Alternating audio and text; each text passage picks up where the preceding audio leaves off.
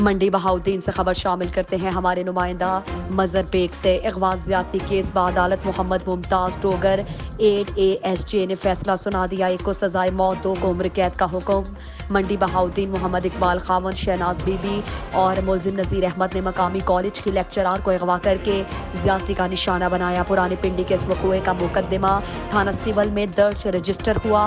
मुकदमे की समाअत अदालत मोहम्मद मुमताज डोगर एडिशन सेशन जज मंडी बहाउद्दीन की अदालत में हो रही थी।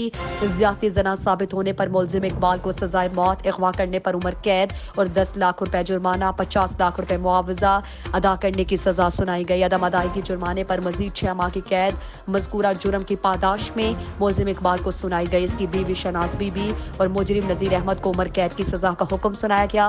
मुआशरती बेराह रवी और जुर्म का इर्तिकाब दौर हाजिर के संगीन मसाइल है। मजलूमों की दाद रसी और गुनाहगारों को मेरिट पर सजाएं देना कानून की हुक्मरानी और बालादस्ती को फरोग देता है, जो किसी भी मुआशरे के सुधार के लिए नागुज़ीर है।